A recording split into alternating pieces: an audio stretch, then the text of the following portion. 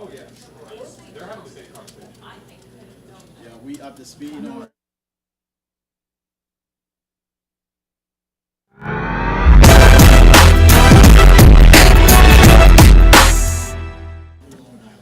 Thanks so much for being with us here on Atlanta News First Plus. I'm Joy Lim Nakrin, and you are taking a look at the map right now of Assembly Atlanta. I want to show you some footage now captured of the site under construction.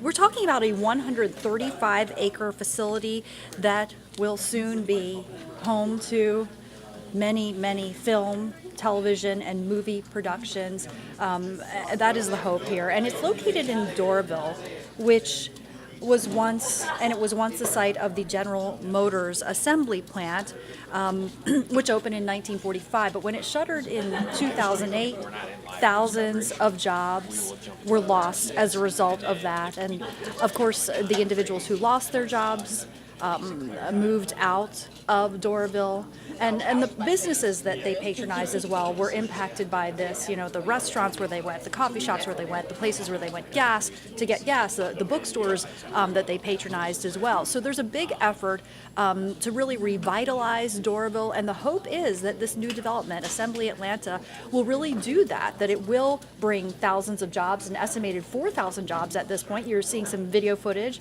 of Hilton Howell, of course, the mastermind of Assembly Atlanta, the CEO as well. And, we should mention that the parent company, Gray Television of our station, is also the ownership of Assembly Atlanta as well. But the hope is it's really going to bring new life to Doraville, and because of that, there have been tax credits given to businesses who are creating these jobs in the film industry, and of course Georgia is developing a reputation, Atlanta specifically, as kind of the Hollywood of the South, and the hope is to grow that industry. My colleague Rachel Polanski has more on that. Action! Georgia has been working to entice TV and movie producers since 2005, when former Governor Sonny Perdue signed a generous tax incentive program. Marker. Since then, the tax credit for production companies has only increased, now up to 20%, with an extra 10% if the film includes the Made in Georgia logo in the credits. Let's do this. In Georgia, they've kept it going, and they've committed to it through different administrations. Senator Donzella James wants to keep things exactly as they are, saying if it ain't broke, don't fix it. Tax credits encourage them to move here, and we want to keep them here because it's not just for the film. Everything from catering and hairstylists and makeup artists to film the ones who build the sets. And in fiscal year 2023, 390 productions were filmed in the Peach State, with $4.1 billion in direct spending going into Georgia's economy. So I think it's a win-win for the state of Georgia. But not everyone agrees. Senator Chuck Hufstedler says offering tax incentives is useful when developing a new industry, but he says it makes less sense to continue pouring money into a mature industry like film and television. It will be looked at for how can we get a program that is a little bit closer to breaking even for the state of Georgia when we send this money to them. And right now, he says the state's film tax credit is costing every household in the state about $300 per year. So we've got to get a little bit better control of it and not have a unlimited program, that puts us at risk.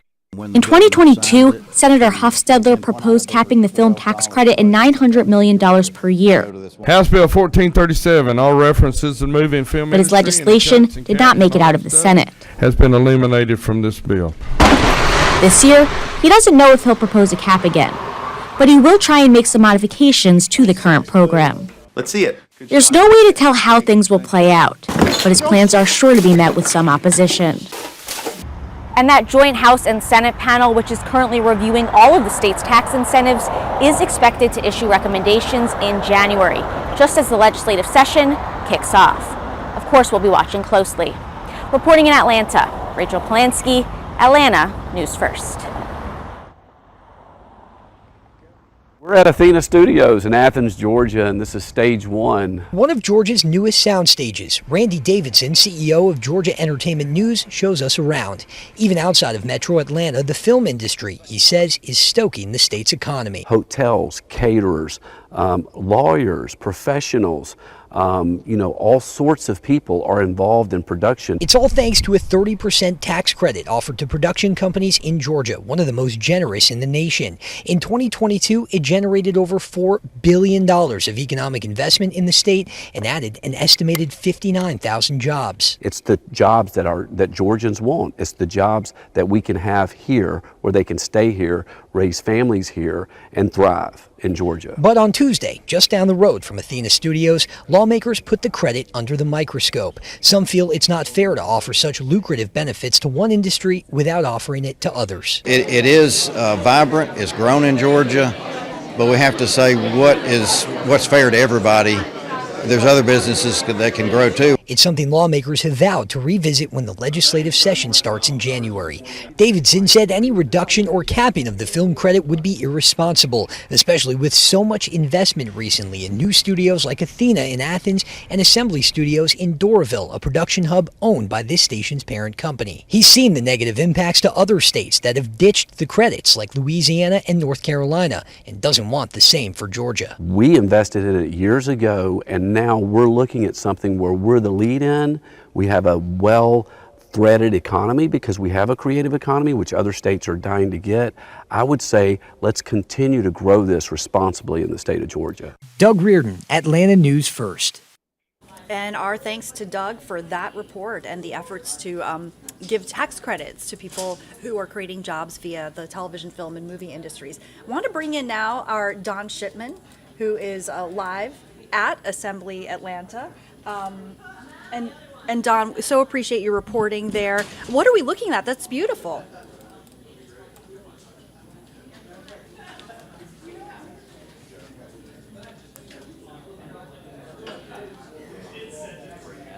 Assembly Atlanta has its own trail system within the 135-acre campus here. So it's all connected, and they have this covered bridge right there, which is really cool because obviously it's a usable covered bridge, but like everything here at Assembly Atlanta, it's also an area where film crews and TV shows can be filmed. So if you need a covered bridge in your TV show or your sitcom or your movie, you can come over here and you can shoot the film right here. Everything is made to be real. This is a real covered bridge.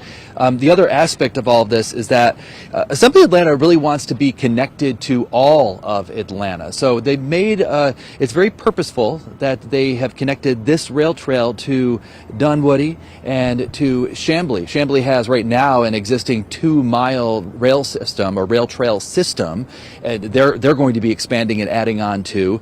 And then Assembly Atlanta eventually, and I talked about this a little bit yesterday, is that eventually down the road, and it is some years down the road, eventually this whole trail system here at Assembly Atlanta, they want to have it connected to the 22-mile loop that we call the Belt Line. So you can imagine that you will be riding your bicycle near Ponce City Market, for example, maybe grab a bite to eat there, and then make your way a little bit north all the way up here to Doraville, and perhaps you live up here and you want to go back and forth by way of bike, or just use a little day trip on the Belt Line connecting into the rail trail system up here. Well, and it's beautiful because, we're talking so much about, of course, what's going to happen at Assembly Atlanta in terms of the film production, the television production, and it's really stunning. It's exciting. But I wouldn't have suspected, unless, I'd been there myself, that there was this kind of outdoor life so that people can enjoy, Atlanta's beautiful weather. Sometimes it's beautiful, sometimes it's not. But not this morning, right? But I mean, seriously though, let's talk about that, because that's what's so unique about this project. I mean, this is a massive undertaking. There are more than 20 sound stages here, and we're on the side of the sound stages over here, but on the other side of the sound stages is where those city facades are. So we have New York City, we have New Orleans, Athens, we have Paris and stuff like that. Those are filmable, and right behind them, of course, the sound stages. Across the street from those city facades, across the street, which is Assembly Boulevard, there's going to be a large green space, a park where there's going to be some ponds, there's going to be some walking trails, an amphitheater, a pavilion. And the idea is that the public is welcome to use that park. In the future, there could be concerts that take place under the pavilion or in that amphitheater there. Maybe the city of Doraville, which is where Assembly is located, wants to hold some sort of event that's going to be inside that park. They want it to be a city center. And then on the other side of that park, you're going to eventually see those townhomes and apartments that are going to be built up where people can literally live right here on the premises. It's that ultimate live, work, play. You don't necessarily have to work here at Assembly, but you can live here if you want to. So you can also imagine that you might be having a coffee outside a cafe, and right across the street a movie could be filmed. You could see Denzel Washington walking down the street, for example. Wow, all of a sudden a lot of people are going to be just hanging out at Doraville hoping to see Denzel Washington, I think. Yeah, exactly. Not yet, guys. Just, we're going to have to wait till construction's over at least, I think. But, it's really, really exciting. And I know you've spent so much time there, not only this week, but even leading up to what we're calling Assembly Week here on Atlanta News First. But just kind of the attitudes around town. How do you think that people are feeling about this? I mean, certainly there's reason for excitement. Do you think that that people who live in the town feel that way too? So Chambly sits right up against this, and like if you're standing in that public space area across the street from Assembly Boulevard, you can actually see Chambly. You can see the Chambly MARTA stop over there. You can see the trains coming and going. And yes, there is excitement. I went into town late last week, and I talked with the executive chef of Southbound. It's a really cool, trendy restaurant. It's been there since 2014. And the executive chef was telling me that when they first moved into that area of Chambly, it's in an old warehouse, there wasn't a lot going on. Over the years, Chambly has done some redevelopment. They put in sidewalks, outdoor spaces, open container laws in certain areas over there. And they've seen foot traffic increase just because of that alone. Fast forward past 2008 when this area right here closed down with the old GM plant, and then even further 2020 when Gray Television announced that, oh, you know what, we want to redevelop that 135-acre plot of land into a film and TV production studio area. And they are definitely hopeful that it will add even more apartments and more eateries, more competition too, really, but more foot traffic ultimately. More people will see this area as a destination instead of just a pass-through, and they'll be going to all of those different restaurants, not only the ones that are going to be situated here on the campus of Assembly, but also in town, in Chambly, or, over in Dunwoody as well, because they're all kind of connected here, or right in the city of Doraville. So, yeah, they're hoping for more foot traffic. There's a sense of excitement here. I'm from upstate New York, and when there's a lot of change, there's some apprehension. I don't feel that here as I make my way through Chambly and Doraville and Dunwoody. There's a lot of excitement. They're ready for something new. Absolutely, absolutely. And yeah, with the loss of jobs after the 2008 closure of the GM assembly plant, we've talked a lot about the effects all throughout the community. So definitely this is an opportunity for rebirth. Any final thoughts before we let you go, Todd?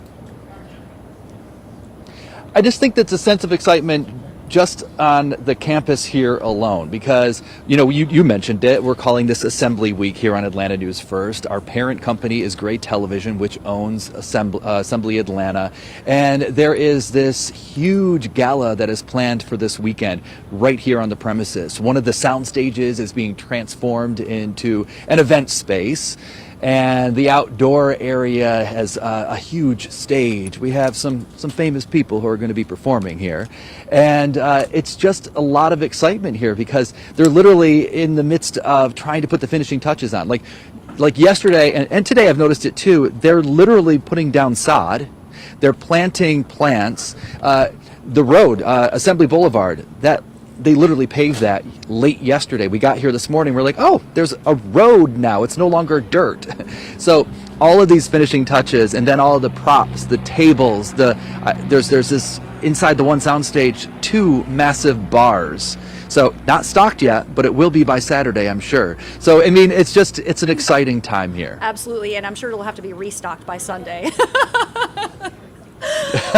Yeah. Yeah, well, it'll be a great time for sure. Well, look, Don Shipman reporting live from Assembly Atlanta. Thank you so much for the tour, the perspective, and the entertainment as well.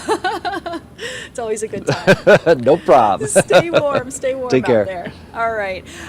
So, obviously we've heard from Don. Let me mute Don so that he can go about his day. But, we've heard from Don about what this really means to the community and the fact that there are many people who are now interested in living, working, or playing, like you said, around Assembly Atlanta.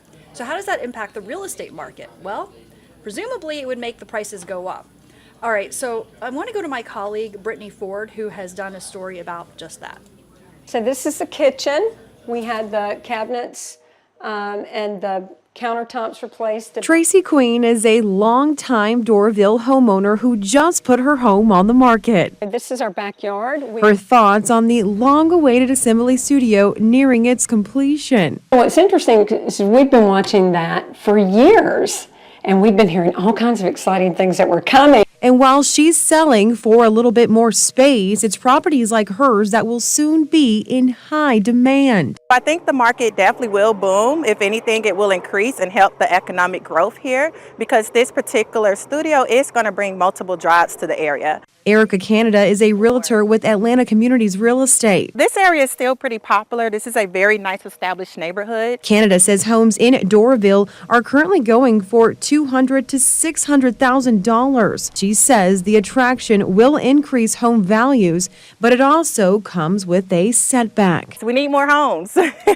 High demand and low inventory, and what is anticipated to be more people looking to rent than buy. Canada says developers are capitalizing on that very thing. Around the area of Doraville, there is a lot of new developments. We have some new construction in Tucker. We have some new construction that's happening in Brookhaven. Empty plots like these will soon look like this, with several apartment complexes taking shape throughout the area, as the studio is set to bring all the buzz to Doraville. I think it's great. Something productive wants to happen there. Queen, who is staying in the area, is looking forward to what's to come. Kind of got a little bit of a wait and see mentality. Brittany Ford, Atlanta News First. Our very own reporter Brittany Ford here at Atlanta News First with us. We just saw your story. A very important part of all of this is the impact it's going to have on the Doraville community. Talk to me a little about going out there and talking to the people that are going to feel the impacts of a project like this. It's interesting because a lot of the homeowners there had positive things to say. Of course, one of the biggest factors with something like an Assembly studio, a Tyler Perry studio of that kind of magnitude and size coming into an area is that property value for homes would increase. So a lot of these property owners, when we spoke to Tracy Queen in the story there, had known about Assembly, was excited for the studio coming to the area. Her story was very unique in the sense that, she was already having her home on the market, but was still staying in the area. So also going to be able to reap these benefits of the jobs and the demand. But again, I think the most interesting piece of interviewing the real estate agent there, Erica, we spoke with, was also that, there's not enough homes in Doraville. I actually, when I was writing my web story for this, touched base with her, and she had said, we had 30 homes when we shot this story just a couple of weeks ago, I think in late September. A text just from her, I think it was Tuesday we were talking, or Monday rather, she said they have 11 homes in the market right now in Doraville. So you think about the demand that's going to come to this area and the homes that are just not there. But on the flip side, again, a part of that story there we saw, and the city has a really cool interactive map. We have a link to that on my story on AtlantaNewsFirst.com that just shows you all of the development that's coming to the area. There's apartment homes. There's a new city center that's being built. There's a lack of home and availability right now as far as home buying, but they do anticipate, as we learned in my story as well, that more people are going to be wanting to rent and not necessarily buy homes, just the way the movie industry is with, you're here in LA, you're in Georgia for 6 months. So, of course, there will be some people that are looking to make their forever home in Doraville because of the Assembly Studios, but nonetheless, they do anticipate it to be a more renter's market, which is why all of those developments that are renderings now are so desperately needed. And so desperately needed is such a good way to put it. A project like this is going to bring a lot more than just opportunity for people breaking into the film industry. It is really going to expand Doraville as a community. We're talking about a community of 10,000 people. Yep. The General Motors assembly plant shutting down in 2008, definitely taking a toll on jobs in that area. I actually was talking to our Decatur-ish media partner, Decatur Dan, as we like to call him. He spoke on that. He said, the median salary in Doraville is $42,000. Most people, about 33% actually, to be specific, have children under the age of 18. You're talking about families that are in need of work and are in need of having a home and creating a space for themselves. So a lot of people that will feed into that demand, as you just said. Talking to that real estate agent, what are some things that you kind of touched upon that you weren't able to include in your story? I think it was really encompassing. I think we were actually able to kind of get a gauge of the Doraville housing market. Of course, it's not just Doraville, right? It's Tucker, it's Chamblee, it's the surrounding areas too as well that are going to be feeling this impact of more people looking for homes, looking to rent homes. That was one piece, and so focusing on Doraville and, the proximity from the studio to the certain homes in the area. But it's not just Doraville that's going to be feeling this impact of the demand for rental properties, home values potentially again going up as the high demand for these jobs in the area come to as well. But it will be those surrounding areas, the Tuckers, the Chamblee area, that will also experience that. That was one thing we couldn't really get to a real estate agent in every single little city, but we did do a really good job, I feel like, of explaining the setbacks and the hurdles of what that area is going to feel, but also, of course, the reaping of the benefits that will come with it, with this new development and really urbanizing the area to be more livable as well for people that are looking to settle in those new apartment spaces, that are looking to buy. Another interesting, I think, factor that came out of that too is, we were talking with the real estate agent, and you only got about 30 homes in the market right now in Doraville, which is crazy to think about, but they're not cheap. You think you're going a little bit out of the city, but she was saying the average single-family home was going in the 200,000 mark to the 600,000 mark. So that's kind of inner city. You're not really getting a deal out there. And with, again, the Assembly Studios coming into the area, they expect that those home prices are only going to rise. So I think that was another interesting factor that we learned out there. But it's going to be an encompassing demand across that entire area for housing development and really changing the real estate market in itself. A phenomenal job covering this angle of the story and really highlighting the lasting impacts Assembly Atlanta is going to have on the community and surrounding communities. We are going to have another chance to catch a report later on in our Atlanta News First newscast live from Assembly. Anything that you want people to look out for? I know you mentioned that web story. What can they expect from you? Yeah, the story is airing tonight on our 11 o'clock newscast, the full story airing tonight. Like I said, I think that really that interactive map that we have in the web story is a really cool resource for anybody that's just interested. Say you're a resident in Doraville, longtime resident in Doraville. A lot of people don't always know what's coming up in their, in their communities until they get informed. So if you want to check out that web story, it does have a really cool interactive map that shows you every single new development that the city of Doraville has, from, again, single home construction, a new city center. It's a really good resource if you're interested in the Doraville housing market. You're living there, want to be more informed. And again, the story tonight is airing at 11 p.m. I'm really excited. Thank you so much for joining us here, Brittany. A lot of people want to Much to Brittany Ford and Maria Moreau with that story. So look, maybe you already own a home. Maybe you own a home somewhere other than Doraville, and maybe you're wondering how this whole business of the film industry booming in Georgia could impact you. Well, you know, you could actually rent your home out for television production, for film production, make some money out of it. Who knows, maybe you cross paths with some Hollywood celebrities, you never know. My colleague Alan Devlin has more. A lot of people want to get in on the action and listing their locations for their homes or their businesses to be filmed in. It's not just the film industry that can thrive in Atlanta. It's just going skyrocket out the roof. Everyday people like you and I can list our homes for filming and get paid to do it. I think it's a win-win because not only do they get to monetize off of their home being utilized, they also get to be put up in a really nice hotel. The process surprisingly simple. Log on to georgia.org and click on the link that takes you to something called Real Scout. Then you can upload photos and a description of your house online into a searchable database so productions can reach out and strike a deal with you if they're interested.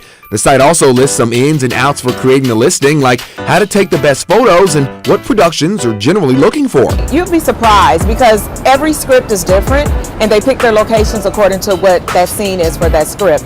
It also depends on, like, you know, what the style of a house or something that they're looking for. So the next big production could be right in your backyard or living room. It's for normal, everyday working people who want to list their homes. Yeah, and you know, we see on movie sets that, you know, there are many rural areas that are often featured. Georgia has a lot of rural communities, so maybe it's not a home per se, maybe it's a farm, for instance. Sierra Cummings, my colleague, has a look at not just the homes, but all the various properties that potentially could be used as film or television production sets, and how you can get involved with your property, perhaps.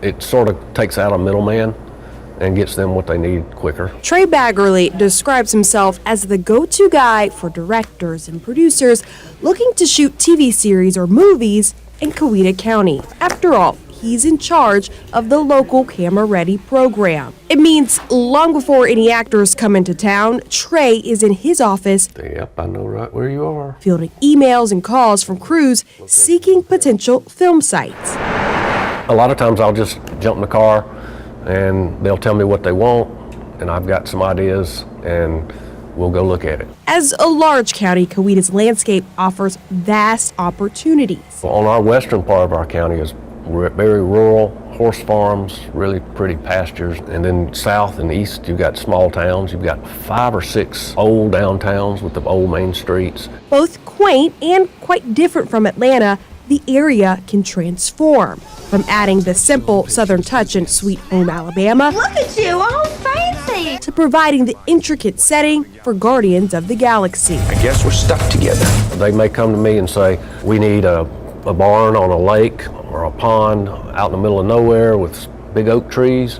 I need a warehouse, I need an old home, and I'll try to help them find that. Whether it's private properties like your home or public buildings, even setting prices and contracts, it's all organized in a constantly changing state directory. A way to help productions get what they need when they need it. Trey says his most popular location request, this historic Noonan Courthouse. The structure has been preserved for hundreds of years. Coweta is not alone in this local Camera Ready program. It exists in all 159 Georgia counties, a push that only came after state leaders advocated for more film incentives. I don't know of other states that do it. Hoping to make Georgia the Hollywood of the South. It's definitely a big deal because you've got, like I said, you've got people on the ground who know the county and know a lot of the stuff that they are looking for. As for Trey, he never gets to meet the stars, but he's one in his own right, making the magic happen. People ask me, well, how'd you get to meet so-and-so? I said, no, I didn't meet them. But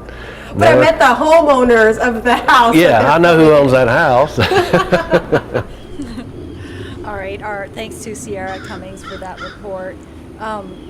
So, you know, already Georgia is booming as a film hub, and There are so many places that have been scenes here in Georgia for famous television series and movies already. My colleague Savannah Louie has a look at some of the famous scenes from Walking Dead. From blockbusters. Horrifying moments in AMC's The Walking Dead. But fear hit historic downtown Sonoy before production even began on this street. My being a new merchant on the street, that kind of scared me, terrified me at first, but it was such an experience. Julie Brown, a former store owner, now happily operates Georgia Tour Company, bringing eager tourists. They immediately scream, "Oh my gosh, I see it, I know this," to her hometown's iconic film locations. This area that we're in is very prominent to that because you do see this contortionist coming down the stairs. This 200-year-old home, a temporary set for The Walking Dead. Another element to its storied history, says homeowner Judy Beatty. It's exciting to be part of it. I'm just a little speck in the timeline. I think it's been one of the better things that has happened recently for Georgia. Just a few miles down the road, Joe Stansel owns about 100 acres of land where this cabin was specially built for the 2012 film Lawless. Well, Mr. Bondrin, do I get the job? The amount of detail that those craftspeople involved in the movie industry, what they went to make it happen. The property also serving as a set for photo shoots and other productions, including CBS's MacGyver and The Walking Dead. Inside this old mill, this is where the finale of The Walking Dead Season 2 was shot. Many of the tens of thousands of people who have visited this place have been moved to tears. And just meters away, a waterfall you'll recognize in Warner Brothers and Oprah Winfrey's The Color Purple. Slated to hit theaters Christmas Day 2023. They were great guests. And I'm sure the paycheck doesn't hurt either. And that didn't hurt my feelings either because we got to pay taxes. On public property, a 10-minute drive to neighboring Fayette County, Stars Mill Waterfall in WandaVision, The Conjuring 3, and Sweet Home Alabama. Peaceful, tranquil, get out there on the rocks. They can actually do some water scenes. For the tens of thousands of superfans from all 7 continents drawn to the small town sites, a little surprise sparked at what the town offers beyond the backdrops. A lot of folks are moving here. They're picking up their homes in California and Florida, and they're moving here and wanting to be a part of this. In Sonoy, Savannah Louie, Atlanta News First. Savannah Louie, that reporter, thank you so much for that report. But Savannah, Georgia, of course, has been, it's a beautiful historic community, as you probably know, but it's been the site of many film and television productions as well. And that is another booming piece of Georgia's film industry. Let's take a look at that part of our coverage with our affiliate, WTOC. From blockbusters to art house, Ford versus Ferrari to Forrest Gump, Savannah has been the backdrop for hundreds of films. Come along with me for a tour of some of the must-see movie spots. Starting off with one of the most iconic scenes filmed in Savannah, the bench that Forrest Gump sat on was here in Chippewa Square, but fans of the film might notice something's missing. Where's the bench? It can be found here at the Savannah History Museum. After the movie wrapped up filming, one of the prop benches was donated to the museum, where you can still see it in its full glory today. While Savannah is a background in most movies, the city plays a key role in Midnight in the Garden of Good and Evil, a Savannah novel that was brought to the silver screen in 1997. Readers of the book may remember the Bird Girl statue on the cover, which was also featured in the film. And although she used to call Bonaventure Cemetery her home, she moved to the Telfair Academy, where you can learn all about her today. Bird Girl is essentially Telfair's unofficial mascot. So we welcome people from all around the world to come and experience her and sit with her. Although its wide sidewalks and overhanging lights are enough to bring people from across the land, Broughton Street once brought visitors from undersea, being transformed into a beach town for the second SpongeBob movie. This wasn't the only time that Savannah's historic district was transformed. 2019's Lady and the Tramp remake completely changed the time period of the city. It also brought in over $50 million for Savannah. Savannah's historic district isn't the only place that undergoes transformations. Tybee Island is also known to change. The island's beaches and shops were at the heart of 2010's The Last Song. In fact, a whole wedding chapel on the island was built for the movie, and it remains in operation today.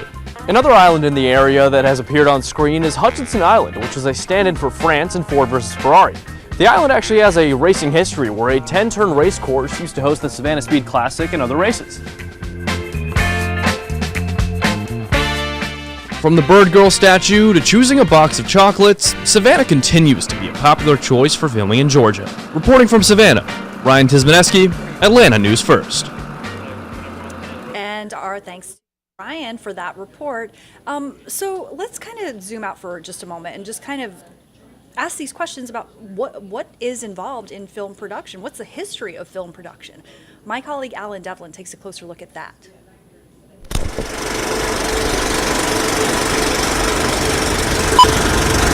Let's take a walk through history, shall we? Is there any way that you could reach him? Yes. The film industry in Georgia has come a long way since it first started in the 1970s. And we sure didn't start here.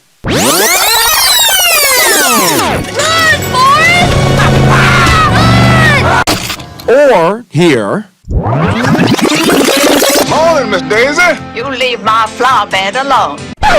Or here. Where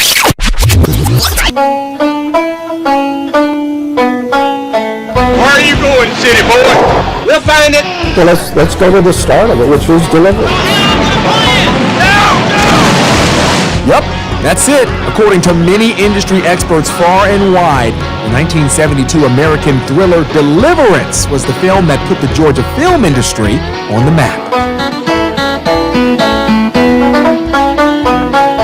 So I swung by an iconic spot in Georgia film, the Silver Skillet in Midtown.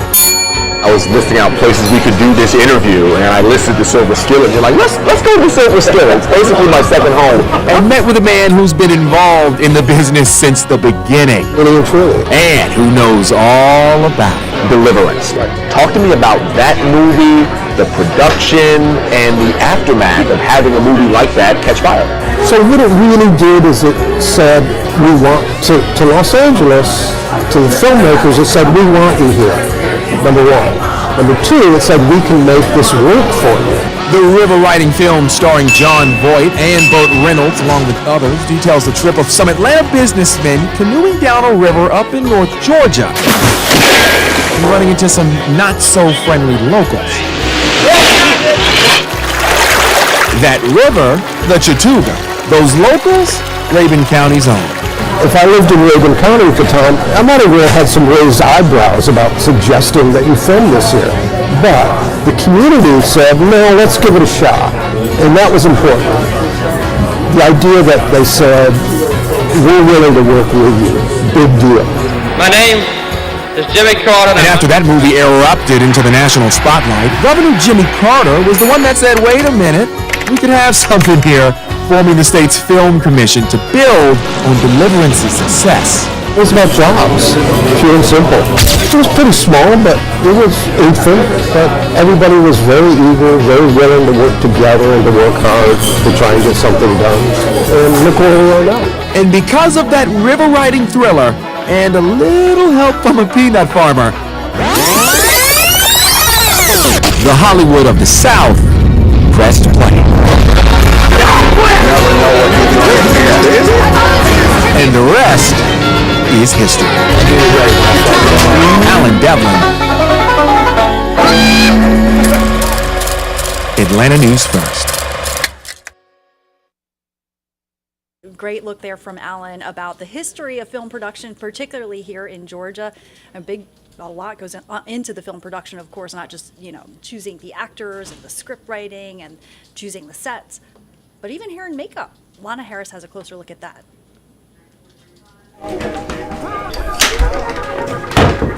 Another day, another experience. It's like a new adventure every time I wake up and go to work. Natalie Hayes got into the makeup profession the same way a lot of people get into their jobs. Completely by accident.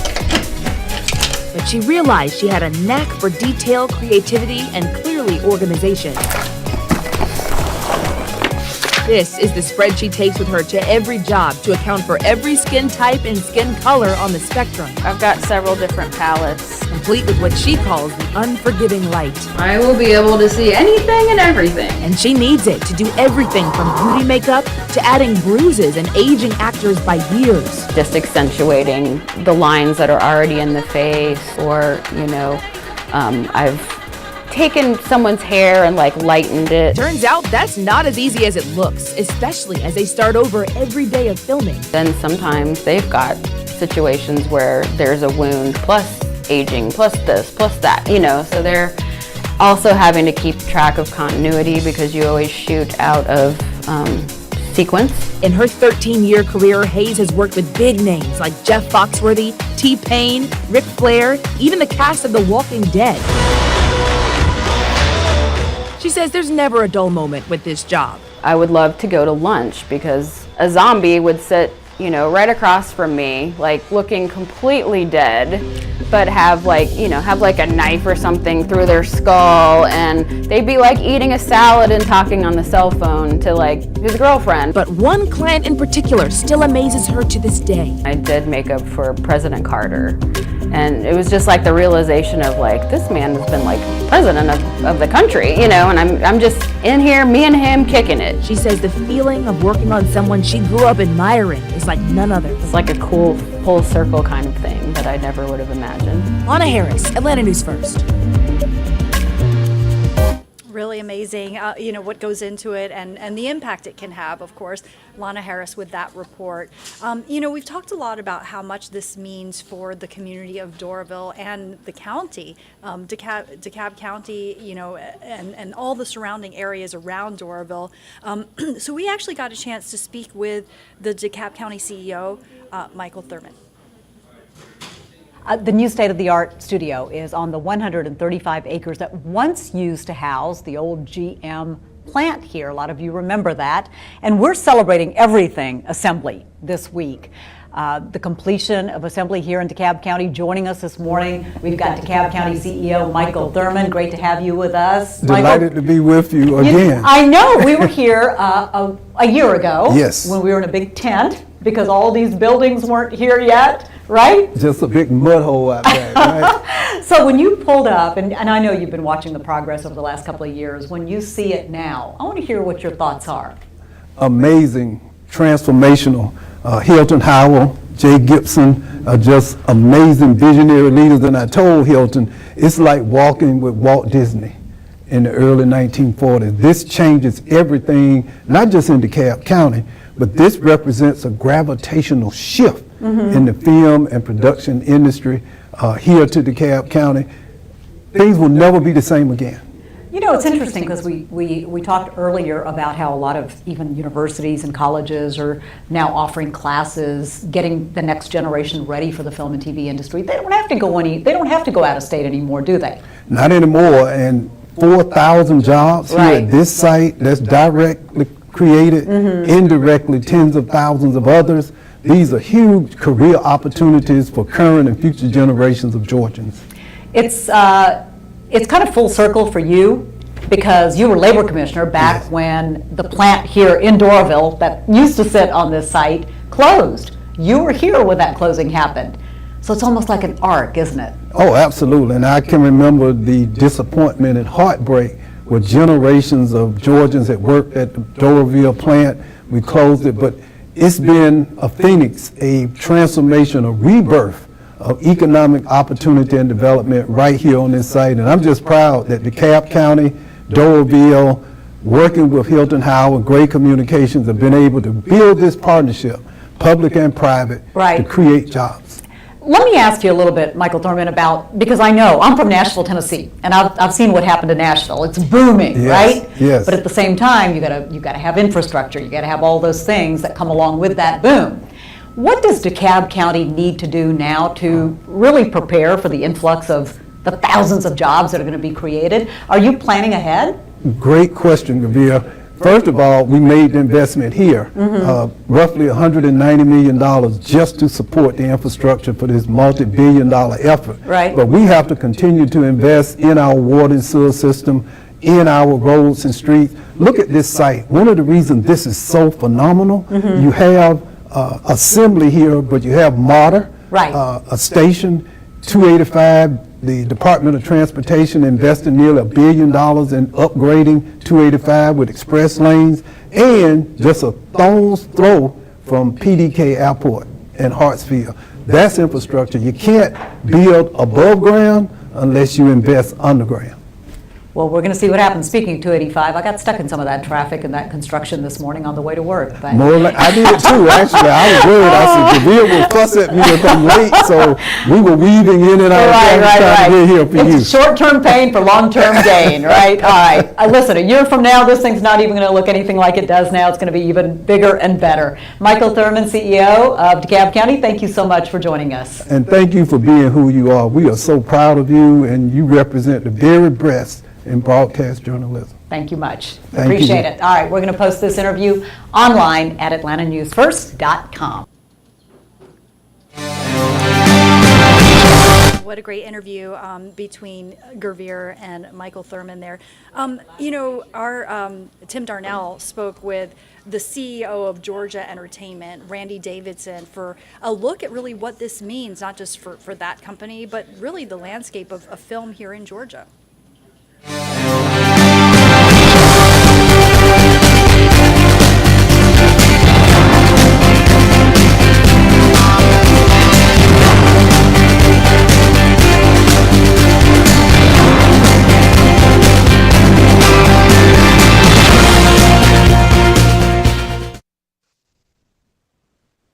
Georgia's entertainment tax credit has been hugely instrumental in bringing a number of high-level feature films, television shows, commercials, all to Georgia with the now very famous Made in Georgia label that is on the in the end credits of many, many major motion picture films. And we are talking with this edition of Political Update here on Atlanta News First with Randy Davidson, who is the president and CEO of Georgia Entertainment, and somebody who's really just plugged in to the state's entertainment community and the news and the tremendous business and revenue that has been generated from the Georgia Entertainment Tax Credit. Kind of give us an overview of just how important and instrumental the tax credit has been in bringing films to Georgia. We know that Governor Jimmy Carter back in the 70s first created a sort of a tax credit to lure movie production companies here, and then Burt Reynolds' film Deliverance in North Georgia. That really started everything. But I believe it was in the early 2000s when Governor Sonny Perdue actually formalized and extended this tax credit. Tell us how all that has worked. Yeah, that's a good history, because 2023 is 50 years of the Georgia Film Office from President Carter put that together, and it was pretty visionary from his administration to do that. And you're right as well that Sonny Perdue really got together with a few key people to figure out a way to drive more spending, seeing the benefits of tourism and the ancillary jobs that are around film production, catering and hotels and things that benefit when a production comes in to spend in a city or in a community. So that was a very strategic move. And then Nathan Deal created the Georgia Film Academy, which allowed us to not have to import specialty skill sets from California and other places. And there's been thousands of people trained through that. That was another visionary activity. And then, just really making it a little bit easier and less complicated to work with our incentive to spend in Georgia also happened during the Deal administration and has been tweaked over the years, but it's been essential. The productions have baked in an incentive to, within their P&L. So that's got to take place, or they will go and find that somewhere in America. Other states post up incentives. Other countries have various programs. So it's a strategic move to get us to get our state to get that money spent in Georgia.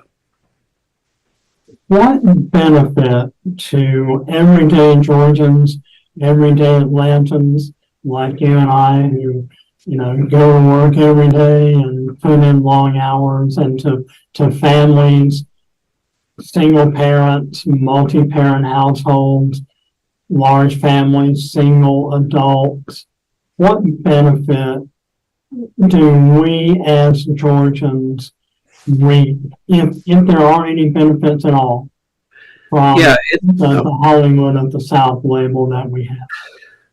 Well, first of all, I think we're definitely not the Hollywood of the South. I think we're Georgia. In fact, it's been it's quite amazing, because a lot of people, I think, have narrowed their thought process on the incentive, and we could be doing this and that, and there's a lot of accounting of the numbers for what we've done. But Georgia has decided to back an industry, so it's not like a credit for a company. What Georgia did, and I think most will agree that it was somewhat accidental, was that there is a creative economy boom in the world that's happening. I mean, in my age, I'm 52, but at my age, I was hitting a crushed can with a stick. That was my entertainment. And my job opportunities were blue collar, great long paying jobs at General Motors or at Ford or some other plant, or professional doctor and so forth. And due to the limitation of distribution, of media, you had 3 channels and geo-fenced radio stations and things like that. You were very limited in what you did. Look what the internet has done. The internet there's niched up entertainment everywhere, and there's broadcast around every topic you can think of. If you're a plumber, you don't have to go home and watch a football game or whatever's on the major 3 networks. You can actually go watch plumbing shows or have an interest in that. So it's happened in gaming, it's happening in music. You can, entertainment as a business is a real career choice now. And all you have to do is look around at our young people, see what they're doing. They're basically from the youngest of ages engaging with digital media, and Georgia happens to be leading that. And so I think that's something that we often forget, when we talk about, well, what's this community benefiting in Georgia from? Why does this taxpayer, why have we invested in this? And this is something that I always tell people, it's an incentive that gets better with time, because the longer we invest in it, and we have these companies investing billions in our infrastructure, it's only building it out for Georgia to be the leader of this creative boom that we're experiencing. But as long as we continue to invest in this, why is there always seemingly, sometimes under the surface, sometimes above the surface, a political movement or an ideology that says, all right, we really need to revisit this entertainment tax credit? And if you're a supporter of the tax credit itself, you ask yourself, why would we want to kill the golden goose? Why do we always have, seemingly right around this very same time of the year with the legislative session only a few months away, there's always an undercurrent of seeming dissatisfaction with what we're doing? Why is that? I think early on, that there was some really bona fide, legitimate concerns about it, especially as the creative industries was not, taking off as much with, or was not where it is now. But clearly, there is a lot of benefit from, legislators debating this and making sure that we're being responsible with what we're doing. But the situation currently is that we have a lot of new legislators in the legislature that don't quite understand what's going on with they're getting their heads around everything. Hold on just one second. Okay. But sorry about that. But there's a lot of legislators that are getting their heads wrapped around it, and they used to use the excuse that we were importing workers, from out of the state and so forth. But now we have our own workers, and now it's a mature area. We're seeing studios being built in Athens. There's one planned in South Georgia. There's activity in Columbus. There's one planned for Savannah. So going back to it getting better with time, it's a very interesting concept to say, hey, let's ease back on it when all of that is really happening. And besides that, even the music and the gaming, esports communities, they even acknowledge that this investment has really driven talent to be able to thrive and to driven career opportunities for Georgians.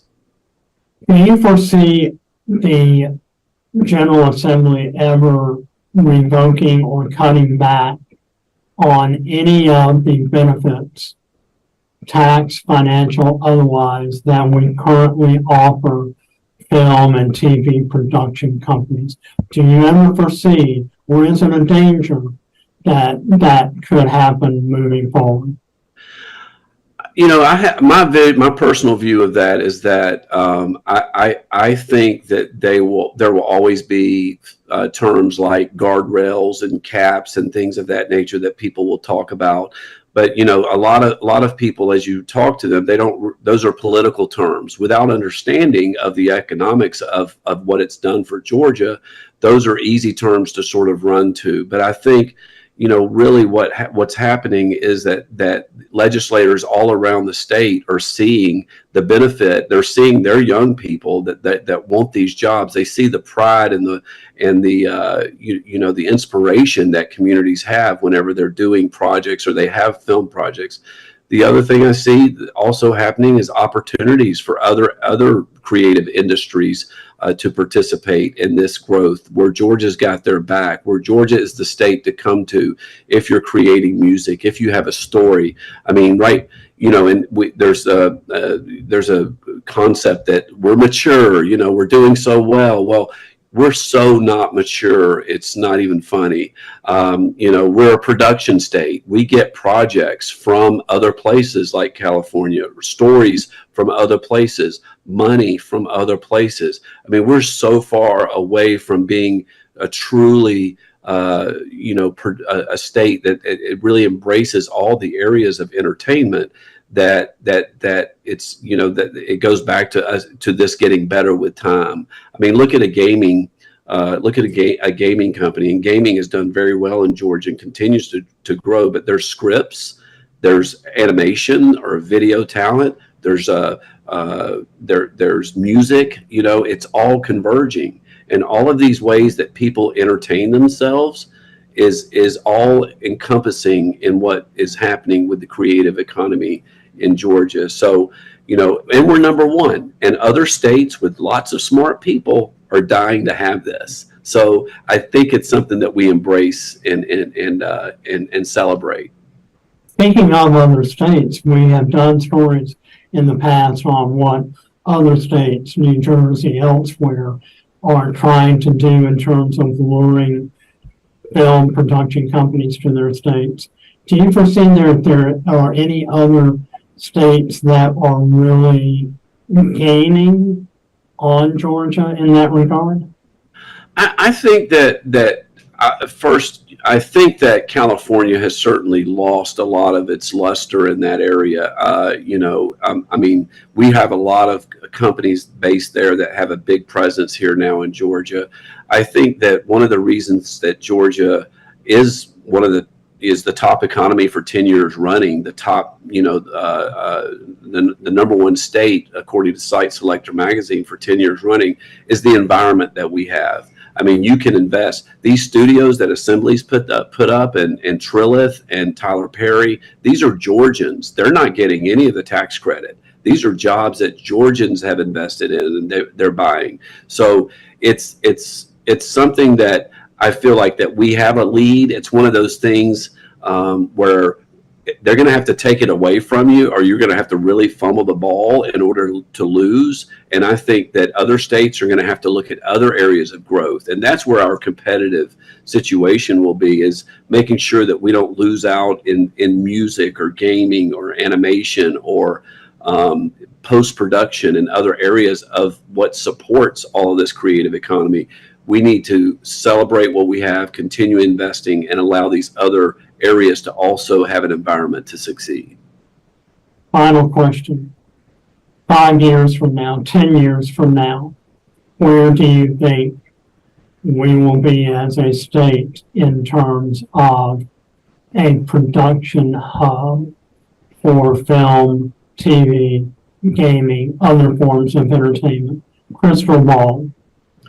Man, it's going to be so exciting. I get chill bumps even thinking about it, because every company will be in the entertainment business. No matter if you're selling boxes, if you're selling, if you're selling couches, furniture, or whatever, you have got to have an entertainment faction to your company in order to get the loyalty that our younger generation is looking for, the identity that they want to have with brands. And so it's a sea change, in my view, of the way the economics of America and generally of the world are going to be handled and looked at in the future. And Georgia is where you're going to come to get quality work from quality people, and where story ideas and where Georgians can stay here, not leave the state, raise families here, and create a great opportunity for themselves and for their generations. So in 5 years, I feel like, and I hope, and I trust that Georgia will be that place. Well, we will certainly continue to watch this topic. It is Assembly Week here at Atlanta News First, as we are highlighting Assembly Atlanta and other Georgia film, TV, and gaming and production news here throughout our state. Thanks to Randy Davidson, President and CEO of Georgia Entertainment. Thanks to all of you for watching and listening to this edition of Political Update here on Atlanta News First. All right, and that was our Tim Darnell with another edition of Political Update. If you're not familiar with this series on ANF Plus, every week we take you through Georgia's latest political headlines. This week we wanted to focus on film and the tax incentives and all of the investments that are being made, including right now Assembly Atlanta. We are just days away from the big unveiling, and as you can see right here, this is our anchor desk. You usually see it in our Atlanta News First newsroom, but we are taking you out to Assembly Atlanta. This is where the magic is happening this week. Your latest local stories, your top headlines, all coming to you from your familiar Atlanta News First team live on the site of Assembly Atlanta. And as we talk about Assembly Atlanta, I want to focus in on the past, present, and future. The theme of all of this, looking a little bit at the past and honoring the historic General Motors plant, assembly plant that stood in Doraville before it shut down in 2008, causing devastating job loss for this community, a lot of families impacted. And now, with the vision of our parent company, Gray Television, it is back and better than ever as a 135-acre space of immersive film production, warehouses, film offices, retail, businesses, and livable homes. I mean, you can't get much more than that. It is a vision brought to life, and we're so excited to continue our Assembly Week here at Atlanta News First as we take you through all that you can expect out of Assembly Atlanta and Georgia's film future. As we're talking about Georgia's film future and the investments being made, you just heard from Tim Darnell. We want to talk a little bit more about the job creation that it's bringing to this area. I mean, looking at just the amount of jobs that Assembly Atlanta is bringing, more than double of what the General Motors assembly plant had held when it was operating in the early 2000s and the late past century. Now those jobs coming back to Doraville and hopefully increasing more livability and demand for housing here in Doraville. And we're already starting to see some of that come to play here as we take you out to this set and to more of Doraville and its community. I actually want to take this time to take you to a story our reporter Brittany Ford actually put together, showing how the future of investment and development in this community is really feeding into the demand of livability. So this is the kitchen. We had the cabinets and the countertops replaced. Tracy Queen is a longtime Doraville homeowner who just put her home on the market. This is our backyard. Her thoughts on the long-awaited assembly studio nearing its completion. What's interesting is we've been watching that for years, and we've been hearing all kinds of exciting things that were coming. And while she's selling for a little bit more space, it's properties like hers that will soon be in high demand. I think the market definitely will boom. If anything, it will increase and help the economic growth here because this particular studio is going to bring multiple jobs to the area. Erica Canada is a realtor with Atlanta Communities Real Estate. This area is still pretty popular. This is a very nice established neighborhood. Canada says homes in Doraville are currently going for $200,000 to $600,000. She says the attraction will increase home values, but it also comes with a setback. We need more homes. High demand and low inventory, and what is anticipated to be more people looking to rent than buy.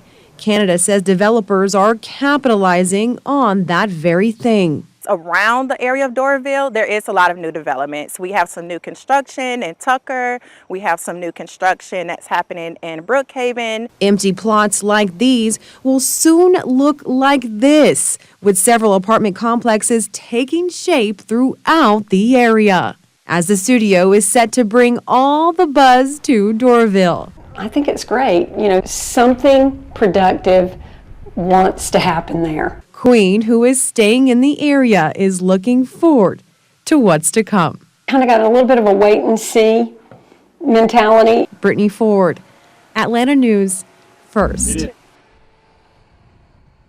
Our very own reporter Brittany Ford here at Atlanta News First with us. Apologies for that technical hiccup. Taking you back out to Assembly Atlanta as we continue to bring you the latest coverage. If you've been following along here with us on Atlanta News First, all morning long our talented anchor, reporter, and meteorologist team was bringing you your latest stories out of Atlanta live from the set of Assembly, and we are continuing to take you out to that coverage. I want to see if we can get our meteorologist Courtney Jacobazi on the line with us here as we head out to her for a look at your forecast as we try to pull up Courtney here momentarily.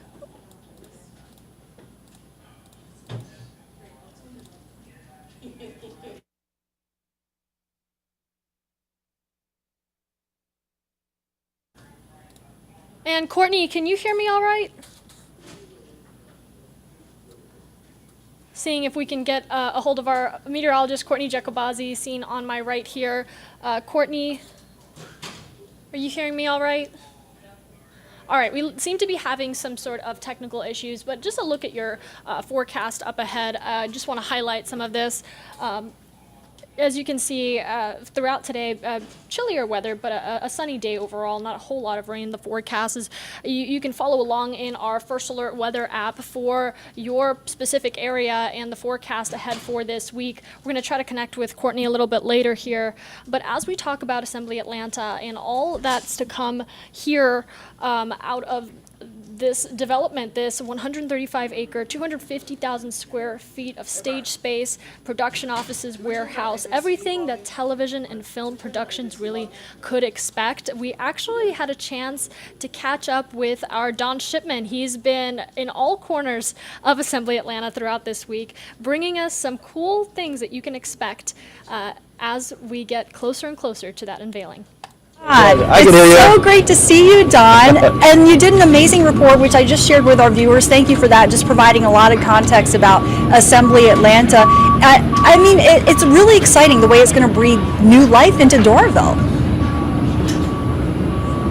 You know, it really is. There's a lot of excitement here just at Assembly Atlanta in general right now because obviously this is the 1 year mark. This is the point in which you can actually see kind of everything taking shape.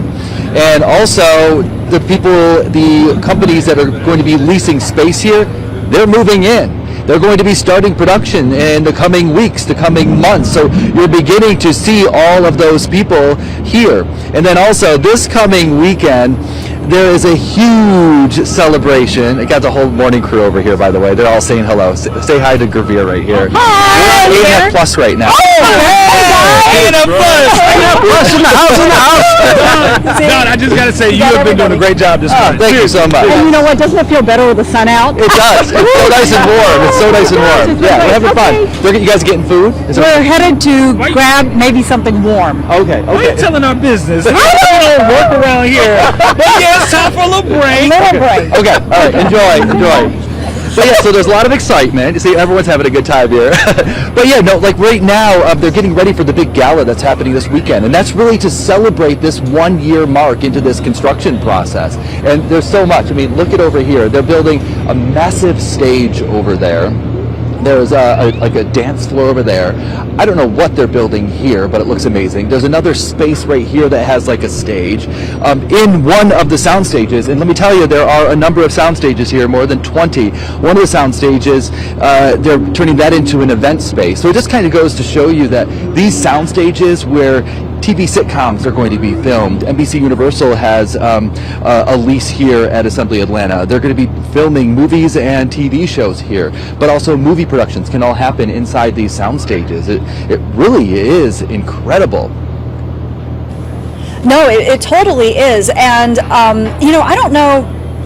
So I don't want to put you in a bad position with your photographer, but if you spin around, can we see that retention pond, which I think is such a cool feature? So you can't see it from here, but let's just point in this direction. It's through this way over here because we're like level with it right now. There's a huge like pond that they have over here that you can see from our set, which is in that tall building over there, and it really is beautiful. This is one of those situations where it's really a live, work, play. And we touched upon this a little bit earlier, but that's what makes this facility so unique from other production facilities is that yes, there are all these sound stages.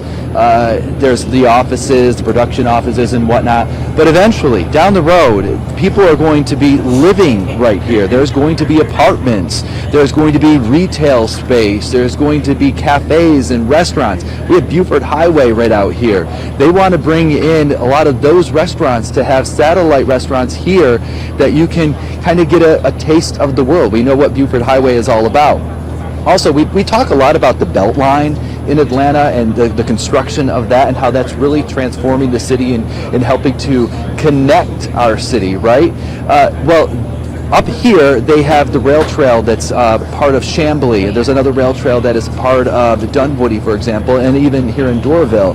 Well, here on the premises of Assembly, 135 acres, by the way, they're creating a trail system as well. That trail system here at Assembly will eventually tie into the Beltline. So you can envision yourself being in Grant Park, for example, checking out the zoo, taking a bike ride and riding all the way up here to Doraville and perhaps checking out the facilities here. There's going to be a massive park where you can, like I mentioned earlier, where you can assemble, and there is going to be concerts and stuff like that playing here.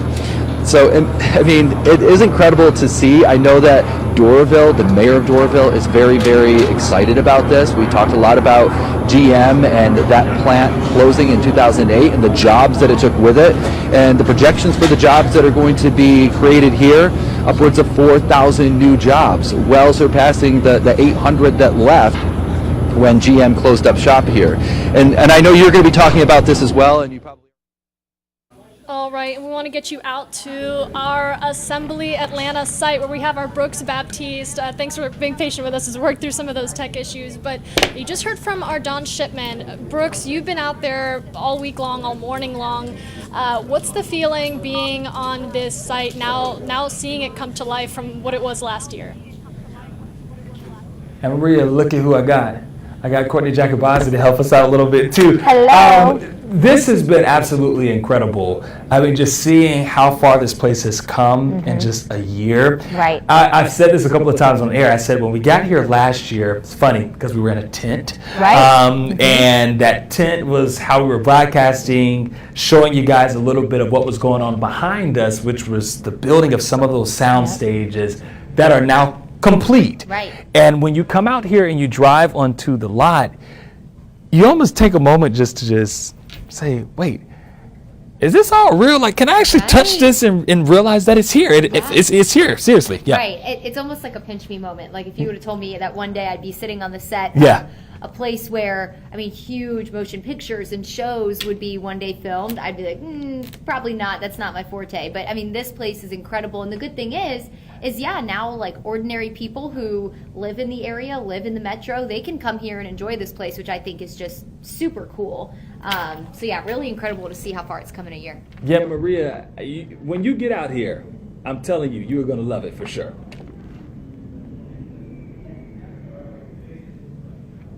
And you know what's been really interesting too? I was just thinking, so today we had Courtney Jacobazzi was out here today. She's back at noon and whatnot. Like, did you come out here last year? No. Okay, so you haven't been out here last year. I was the backup. I saw it. So you saw the pictures, saw things from afar. I mean, what does it even feel like to you just being out here and maybe not seeing what it was in real time? Right. But you've seen the videos, and that all does it justice, right? Right. No, I mean, it doesn't do it justice. I mean, first of all, how can someone comprehend through a camera 130 acres of space? You know, I mean, that's bonkers to me, because considering I live on less than half an acre of space. But I mean, you know, to see what's going on behind us, they weren't live with us when they were doing a sound check back here, but I mean, it shook the whole building. The bass, the sound systems here, the studios here, the sound stages. I mean, just the endless opportunity that you can kind of picture when you walk here, being able to literally step into a scene that looks like New Orleans, New York, and Europe, where it would take you hours and hours and hours on a flight to be able to do that in just a couple of steps. I mean, it was just really cool to see it in person. It's way different. Like, you can, you know, hear all about Disney World all your life, you know what I mean? But when you go to Disney World, it's completely different. So as Courtney was saying, this is 135 acres that we're talking here, because this is where the historic General Motors assembly plant once stood. Got rid of that. Our CEO worked with some folks to make some things happen, to come up with this major vision. And I think what's been very interesting out here is seeing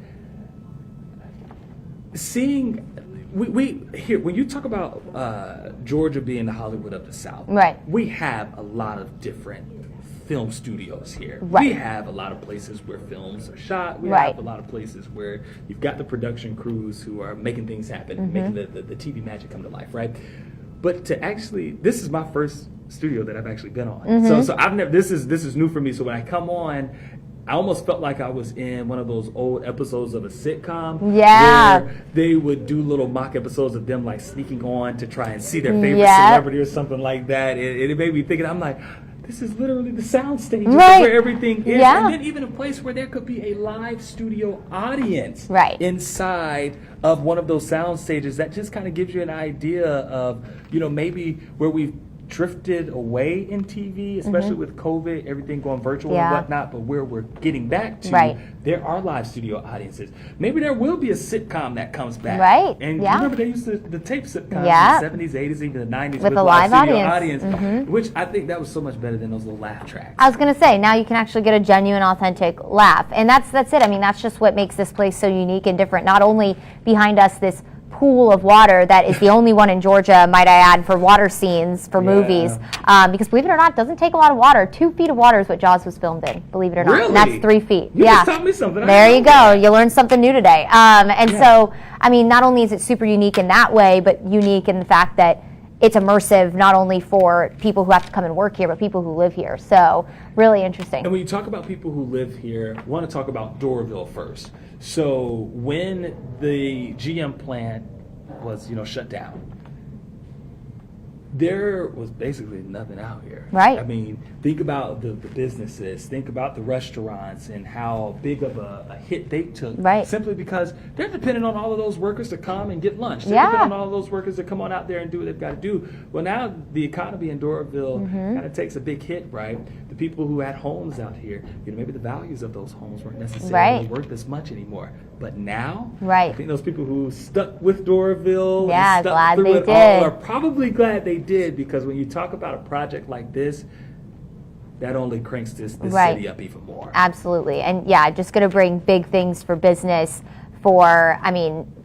leading examples for kids who want to be on movie sets one day. It's in their backyard. Experience is everything. So if you get to actually experience it, that could really change the way that someone young, even someone older, could change the whole, I guess, chemistry of their brain and what they want to do and how they perceive it. So really, really cool. And speaking of cool, by the way, it was a little chilly out there this morning, Brooks. We do have to talk about the weather a little bit today because Can you stop it from being crank that it up a cold little out there? bit? Like, just get us to what the temperature is at noon. Right. And then in the we morning. just keep that in the Right. morning time, let it stay there even when the sun Baseline it. comes out. And then maybe when we sleep, you can bring it down a little Yeah, bit. that's but right. I'm tired of them 40 Yeah, we'll save our air conditioning bill a little bit with if I could control it. But Maria is back there who's going to graciously go through my graphics. So we're going to start with essentially what's going to go on throughout the day today. If you've stepped outside at all today, if you haven't, you need to. It's beautiful now that the sun has been up. It's more comfortable. We'll generally be in the 70s this afternoon, low 70s at that. So if you liked yesterday, you're going to like today just as much. Now, as we go through the overnight, it is going to be chilly again. Overnight lows 40s, low 50s. So it's going to be pretty cold tomorrow morning. But as we head into tomorrow, there's going to be a couple of changes. Not only are the temperatures, they're going to be similar, but we are going to start to see an increase in cloud cover tomorrow. We're also going to introduce the chance for maybe a few showers as we head into the evening. So something to keep in mind. I don't think it's necessarily warranted for an umbrella or anything like that, but you're going to need to just be mindful that we're starting to see a pattern change tomorrow. You'll notice it cloud cover first and then rain. Speaking of rain, we do have a first alert for Friday, so let's take you into our futurecast model and get you through that. So essentially what we're going to be looking at is a few showers on Thursday. Friday morning, our cold front moves in. That's going to bring a chance of rain for the commute. Could maybe have some lingering showers as we head into the evening hours, but for the most part, we'll start to dry out for the commute home. And then overall, Friday night will be dry. Behind this front, the good news is as we look ahead to the weekend forecast is going to be stunning. We're going to have 70s for both days. Overnight lows are going to be comfortable, not too chilly. We're not going to have that plummet in temperatures like we've had behind this last cold front. So if you have any weekend plans, keep with them. If you don't, make them, because it's just going to be beautiful. And we'll keep that beautiful weather into the start of next week. So all the workers out here, they've been cold, but warmer weather is to come, nicer weather is to come. The afternoons have probably been glorious for them, and without the rain kind of slowing down, it's been nice. But overall, really, really great weather on the way as we head into the weekend. Just got to get through a little bit of rain, which we'll take you through, of course, on Atlanta News First Morning and throughout the day with our team of First Alert meteorologists. We'll get you through the rain and time it all out for you as we go through the week. Maria. All right, guys, thank you so much for jumping on with us. That was our Brooks Baptiste, our Courtney Jacobazi, bringing you your weather forecast live from Assembly. How cool is that for us to have an opportunity to take you out there as we continue to bring you the latest coverage on all of the excitement building up, leading to Friday's unveiling Assembly Atlanta, now in Doraville, and the future of film is bright. As we continue to take you through your latest coverage, we're going to talk to a Better Business Bureau consumer expert on film scams you'll want to watch out for. We'll be back right after this break.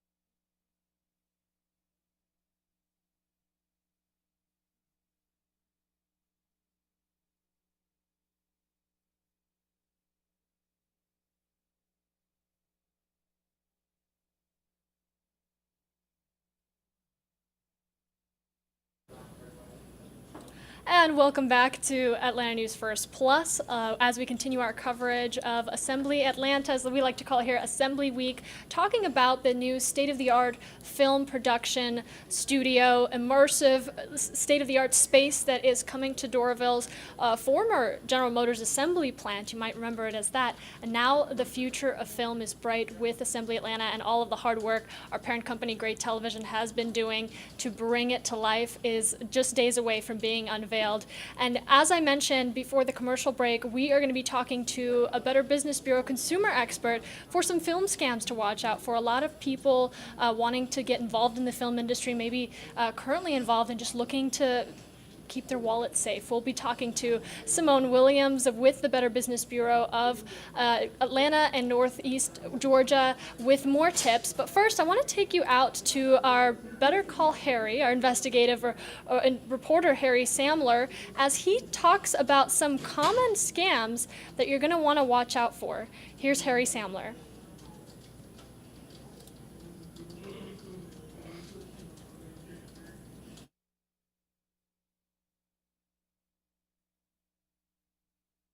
Take one.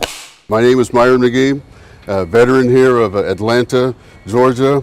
We can go to Scotland, do a little bit of Highland dancing and kilt work. No, just start over. Just start over, okay? Myron McGee does not want to be famous, but with Atlanta's explosive film and television casting opportunities, he wouldn't mind being an extra. I simply was just looking for something fun to do. You know, I'm getting to the age of getting close to retirement and got to fill that time with something. Better Call Harry's really good school of acting, take two. I'm the guy that you need for your shot. Hey, Mark. To find the openings, Myron could go to Extra Casting Atlanta or to the Southern Casting Call. Action! But if he's looking for bigger roles, another well-known industry website is Backstage.com. Luke Crow, casting vice president, says beware of any agency or business that tries to bundle services like classes, headshots, and the promise of work. In general, anything that's promising a quick path to fame probably require more research. You know you've got talent. You know that your voice matters. And we know how to show it off. 99.com is an agency that Myron found online. For an annual and a monthly fee, 99 says it will provide tools and resources for all aspiring talent to find success. We went to its local office where we found an unrelated law firm. Myron says he went to one of 99's open calls with 50 others. Everything about it was wrong. The office was dirty. You know, they had taken magazine photos and put those in dime store frames on the wall. It was kind of like... I thought about it. It was kind of like Pee Wee Herman trying to convince you that he's wearing an Armani suit. I'm here. Myron reported his experience to Metro Atlanta's Better Business Bureau, where there are 128 complaints, mostly about the annual and recurring monthly fees. If they start asking you for upfront fees, coming up with excuses for you to pay them upfront, telling you that you have to use their service or specific photographer that they're related to get a new headshot or to get a new reel. Crow says any agency that tries to bundle services is not for you. 99 emailed Myron offering to waive its $499 fee and its monthly $39.95 fee for $149, nothing more. He passed. Take three. This is Denzel. Go. It's not Denzel, it's Sean Connery. My name is Bond. James Bond. McGee, a librarian at Emory, says he is going to stick to the books. Just when we were making progress. Angry. Happy. Sad. Give me your credit card. No. Just give me the credit card. That'll be $50. On location at Emory. Because that's my fee. Better Call Harry, CBS 46 News. Better Call Harry, as always, bringing information to you and in a very exciting way.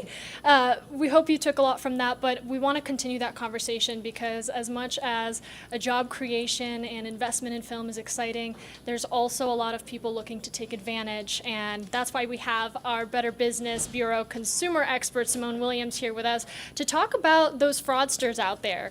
Simone, thank you so much for joining us here on Atlanta News First Plus. Oh, thank you for having me. I know this, you're you're a regular expert on this segment, so you're pretty familiar with dishing out some of these must-watch for scams. But film industry fraudsters, they have creative ways of looking for their victims. What are some things to watch out for if you're maybe somebody trying to get into the film industry or a current film industry worker that doesn't want to fall victim to a scam? Absolutely. Getting into the film industry is just like how you would apply for any type of job. Do you pay up front to pay for that job before you even do any type of work? So what you want to do is you just want to look for those little tiny nuances of, they're wanting you to use their people, as in their photographers, their videographers. If they're wanting you to only use their people to be representative, that's usually a screaming red flags for a scam. Yeah, certainly.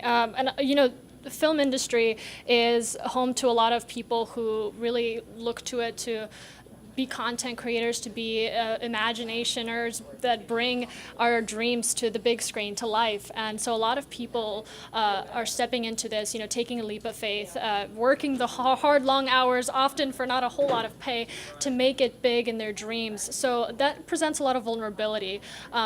What are these fraudsters looking out for when they're targeting film industry workers? Well, these scammers are targeting the people that are really eager to join the industry. People who, they want it so bad, they can taste it, that they're willing to do anything for it. But unfortunately, these scammers prey on that type of emotion, a type of, they know that you're not going to ask questions. They know that you're just going to say, yes, I want to do this, I want to do that. I just want to be seen. So scammers know that. And unfortunately, they capitalize on that. Like, you want to be seen? So here, you have to pay first before we can, promote you in this endeavor. Or if you want to audition, you have to pay for audition. That you don't have to pay for audition. So it's just one of those things that, we get excited, we see the glitz and glam of stardom, but you just want to slow down. You want to make sure that you read everything and just do your due diligence and research who you're actually working with. And even me, myself, I'll scroll through my social media and I'll see those advertisements pop up for casting gigs and camera crew work and all of this other stuff. For those side gig workers that are trying to earn a living, as we all are, on social media specifically, what are some things that can pop up that might catch your eye, but you should really take a closer look? One major thing is that they're recording near you. Where is near you? They don't give any specific address or location. They just say, we're going to record near you. So that screams a scam. Another thing is that, you look for their contact information. It's a very generic, Johnny who can make you a star at gmail.com. You want to look at the contact. You want to make sure you actually look up the actual organization. Are they verified? Are they on BBB? It's just one of those things that you really have to do your research first before you put in any type of personal information. These side gigs and these acting gigs, they ask for your banking account information, your personal information, but before you give that without asking questions, go ahead and ask questions. I think falling victim to a scam can often be a very vulnerable thing and not something that people want to share or confess that they got fooled in that way, but there's a different way of thinking about it. If you are encountering something like this and you think it might be a scam, what are some steps people can take to verify the information they're getting is credible? Well, we have this free tool called the Scam Tracker on bbb.org, which if you put a person's name, their email, their phone number, and see in our database if someone else brought this to BBB's attention. I know that no one wants to say, yes, I've been scammed, but we need those people to speak up so we can warn others. Scammers hope that you don't say you got scammed, or they hope that you don't really tell anyone so they can get to their next victim. If you don't say anything, then the next person can be victimized. So what you want to do is just go to bbb.org/scam tracker and just take a look and see, if you get this gut instinct that something's not right, you could always go to the Scam Tracker. Again, put their name, put their email, put their phone number. Someone has reported it. A lot of booming business is coming to Doraville with the establishment of our state-of-the-art film studio, Assembly Atlanta. We're so excited to unveil that here on Atlanta News First Plus and Atlanta News First. But a lot of jobs, a lot of more people moving to that area. What are some things, as a consumer safety expert, as a spokeswoman for the BBB, what are some words of advice that you can tell to people that are going to have this fresh start? Slow down. The idea of, stardom is fun, it's great, but just really slow down, really do your research, really know who you're talking to, who you're interacting with, look them up. If they do ask for money, then run the opposite direction, because again, you shouldn't have to pay upfront fees or any type of casting, paying for casting. These things are normally free. So if a talent agency is saying, hey, before we can represent you, you have to pay this fee, go the other way. Again, just do your research, visit bbb.org, see what other people are saying, see if they have reviews of the organization or any complaints. It's just, doing your due diligence. I know people don't like reading the fine print, but in this instance, if you want to be a star, I encourage you to read the fine print first. Couldn't have said that better myself. Any final thoughts, more resources, how to connect with the Better Business Bureau? Absolutely. We're all on all the social media platforms, BBB, at BBB Atlanta, Facebook, X, formerly Twitter, LinkedIn. But yeah, we have a whole source of resources for both consumers and businesses, because, even though we're talking about actors, we are also talking about businesses that want to support the industry. So we definitely have tips and resources for those businesses that are interested. So I encourage them to go to bbb.org. Thank you so much, Simone Williams with the Better Business Bureau of Atlanta, Northeast Georgia. We're going to continue to have more Assembly Atlanta coverage. I want to take you back out to some of the video that we've actually gotten into our newsroom here from Assembly Atlanta and the development. I mean, this is what you saw a year ago, and now it's become this fantastic space that recreates both past relics and futuristic buildings to bring to life some film sets that will transport you into worlds. Our Chelsea Beimfor actually takes us through a full timeline of how we got here. Over there, it's meant to look like the French Quarter. I believe that's New York brownstones. Doraville Mayor Joseph Geierman showed us the sound stages that are nearing completion at Assembly Atlanta. Soon they'll be used to start cranking out TV shows and movies, but long before Gray Television took over, the 135-acre property was home to a different type of assembly. They produced GM cars through their whole existence, everything from the Woody to classics all the way up to modern day. The General Motors plant opened in the heart of Doraville in the 1940s. It brought thousands of jobs and people to the small town. The city really grew up around the GM plant. It was a really important part of the city for a long time. But in 2008, GM closed the plant and the city was left wondering what would happen and what could replace so many jobs. 6 years later, a developer purchased the property for $50 million. They tore down the plant and began redeveloping the site, only to be halted by the COVID-19 pandemic. About 2020 is when we first came and walked on the site for the first time. That's when Gray's CEO Hilton Howell and developer Jay Gibson entered the picture, drawing up plans for a new, creative, and innovative production hub. And by early 2021, specifically around April, we closed on the property, and then we filed our permits. Gray broke ground in September of 2021, and just over 2 years later, construction of Phase 1 is almost complete. Moving forward, it's a state-of-the-art production facility. Everything from lighting, grip, wardrobe, props, 3D printing, transpo, everything. Assembly Atlanta will employ roughly 4,000 people and help reinvigorate the heart of Doraville as it was so long ago.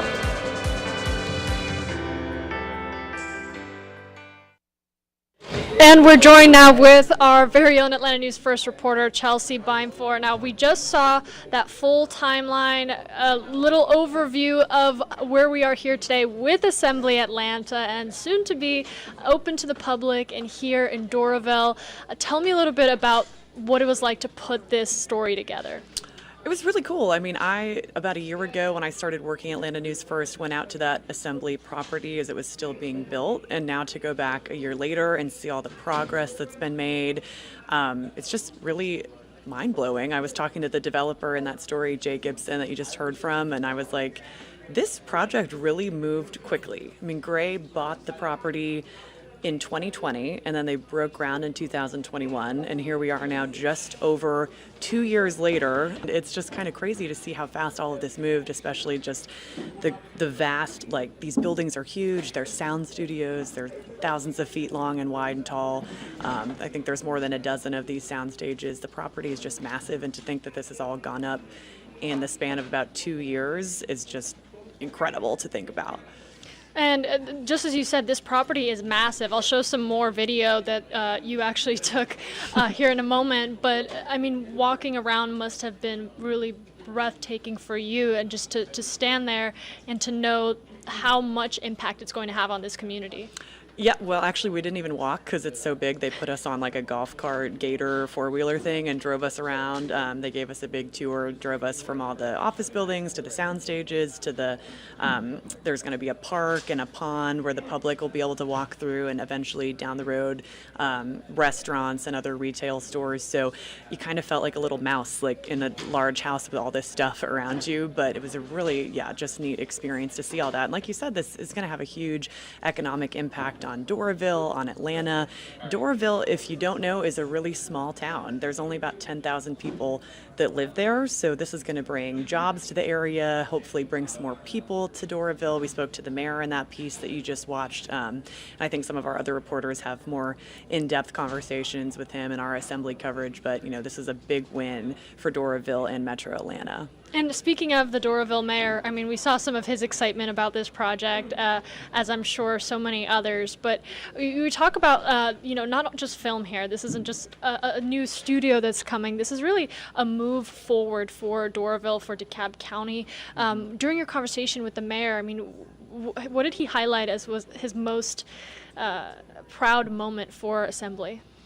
I think just like you've probably heard this a lot, but it's going to be live, work, play. So obviously huge movie studios, but it's going to be, and you can see this in some of the video that we've been playing, like there are streets that run through it right by those big facades that look like New York in the French Quarter.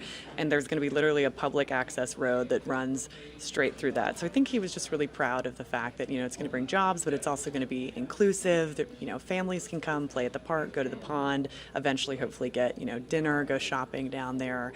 It's just going to be huge development for the city of Doraville. And we talk about what this location was before, and it was a General Motors plant, and now becoming Assembly Atlanta, becoming this lively working space for so many. I know you're not a fortune teller, but from what you've gathered from standing in that space that a lot of us just haven't had the opportunity to do yet, what do you see in the future? Definitely job creation. I mean, like I said, you feel like you're so small in this huge space. I think when we're talking to the developers and, the big wigs with Gray Television, they think that about 4,000 jobs will be created here between production and actors and what have you at all these different opportunities that are coming down the line. But it was so, maybe I'm a little bit dumb, but I was always like, why is this called Assembly? But it clicked when I did this story because it used to be an assembly line when it was the General Motors plant many years ago. So I think it's kind of creative that they were able to take that history and sort of incorporate it now into the future moving forward. What are some things to look out for, places, parts of Assembly Atlanta to make sure to check out? Yeah, so I mean, it depends on what the public will be able to see when it, first opens. But like the sound stages are just massive. I have been to Hollywood, but not like in a soundstage. So getting to see that, it's like, I don't know. It's so interesting to see how that all works behind the scenes. Just like TV news and television, it's like you go into that other realm and you're like, wow, I had no idea how large these buildings were that they literally build little cities in and sets and stuff. So if you get the opportunity to walk through those, super cool. And then they were in the middle still of building this big pond and like a pool area where there's going to be fountains. It's just so neat. And then there's going to be a green space, which they're still in the process of building. Eventually all that will be open to the public as well. But yeah, just right now it's so interesting that it looks like the Hollywood of the South. And we'll get a chance to see your full story later today on Atlanta News First. Final thoughts. I mean, you have one of the first people outside of the people who made this happen to see it in all of its glory. What can you tell us? Yeah, I mean, it's honestly kind of an honor when you put it that way, that, you know, not that many people have been able to see it yet, but hopefully all these stories that we're going to be bringing you this week kind of shed a little bit more light on the project. And we've got so many angles covered, literally, figuratively. We've got this amazing drone video that shows just how vast and wide this project is, but it's going to be really cool when it's all done. And I think it'll be really interesting moving forward to see what kind of shows and movies are filmed here. You know, at the end, they've always got that Georgia film sticker, like when the credits roll, and you're always like, oh, I wonder where that was filmed. But a lot of that is now, hopefully, going to be filmed at Assembly. So it'll be right in your backyard. Yep, another reason to call us the Hollywood of the South. Chelsea, thanks so much for joining us. And that was our Chelsea Beinfor. So many of our reporters have been out in the Doraville community, have been at Assembly, taking you through the exciting different parts of this new state-of-the-art film studio. And as we talk about that, it's currently 11:46. In about 15 minutes, our Atlanta News First team will take you back out there to Assembly, where you can catch your latest local headlines, your developing stories, everything that we have been covering news-wise and beyond. More of our Assembly Atlanta highlights from this desk right here at the site of Assembly Atlanta. We even had a chance this morning to speak with the visionary himself, our CEO, Hilton Howell. He is the person who brought all of this together. He had the vision, he had the excitement and the passion to bring this to life, and here we are a year later, from construction to reality, and this immersive 135-acre space that will really revitalize Doraville and push Georgia film into the future.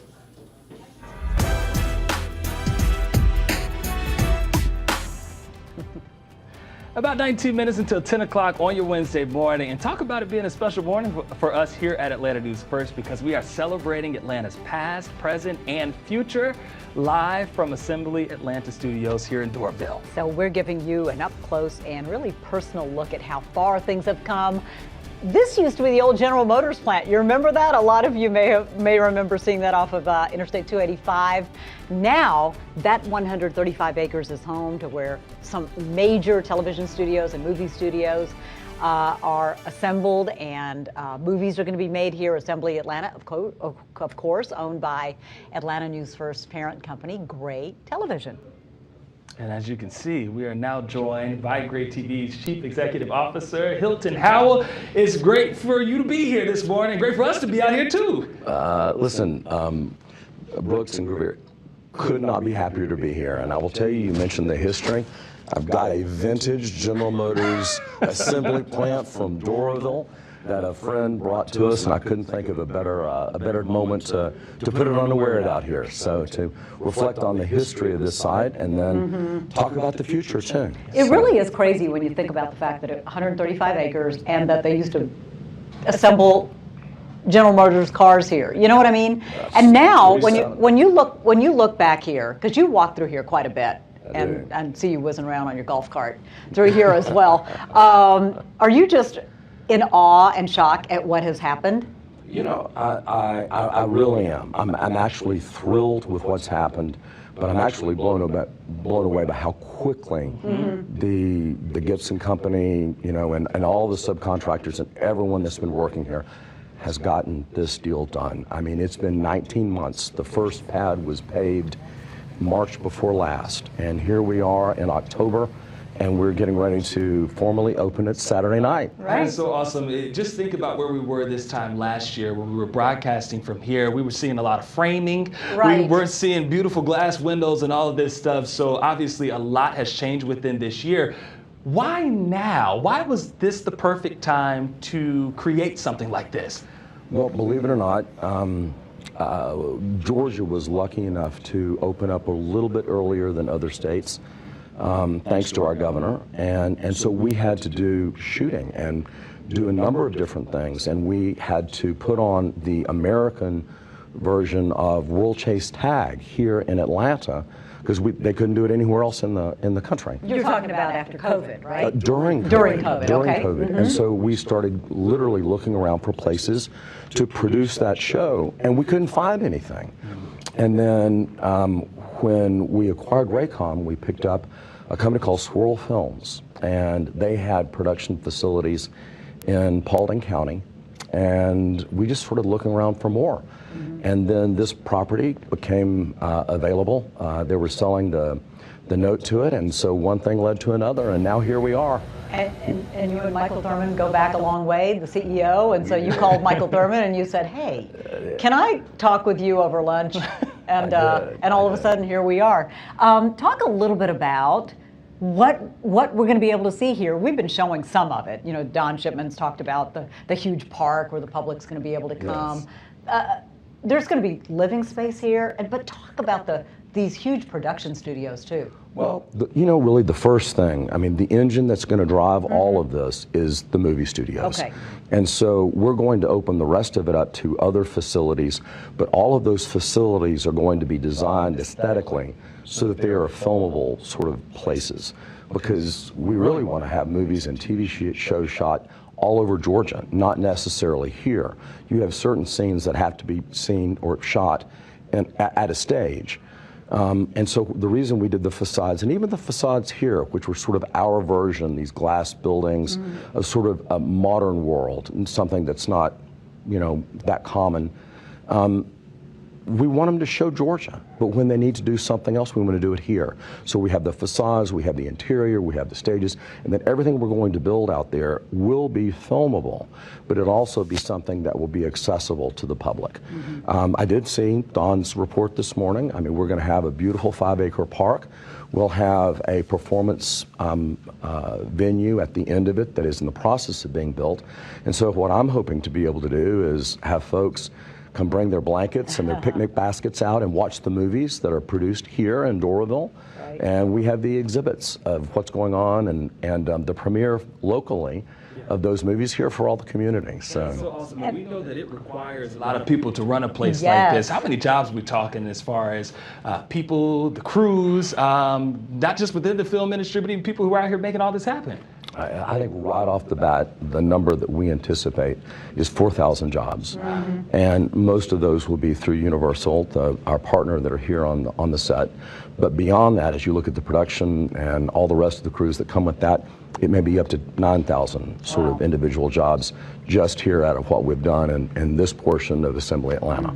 So we're very excited about that. It's going to be super cool. You got the big grand opening this weekend, right? And so this place behind us is going to be lit up. Oh, it's going to be wild. It's going to be. It's going to be a party, Hilton Howell. It is. Well, we are throwing it for. This is an opening for the people of Georgia and Atlanta, and so I know that you guys are going to air a red carpet show on Peachtree TV live, and then we will be carrying that nationwide on local news live over the top, and then each of our individual stations in 114 markets are going to be putting a little special on, and so we'll get a chance to show Assembly off, show Atlanta off, and show Doraville off, and show Georgia off. Well, they're working hard to make it happen, I can tell you that. Got people in hard hats all around us. Thank you so much, Hilton Howell. Appreciate you joining us. Yes, absolutely. That was our CEO of Gray Television, Hilton Howell, a visionary bringing Assembly Atlanta to life. Now 250,000 square feet dedicated to an immersive, state-of-the-art studio that will transform hundreds and thousands of lives. So we talk about the job creation, we talk about bringing film opportunities to Georgia and supporting small businesses both around Doraville and surrounding communities here in Atlanta. A lot of good things to come out of this, but all that's ahead. The main excitement building up for Friday's big unveiling, and as you heard Gervier Hilton Brooks talk, this is going to be a space that isn't just for the film industry. This is really an all-encompassing environment and one the public will have access to. Our Don Shipman has that report. Welcome back. It is 14 minutes after 6 on your Wednesday morning.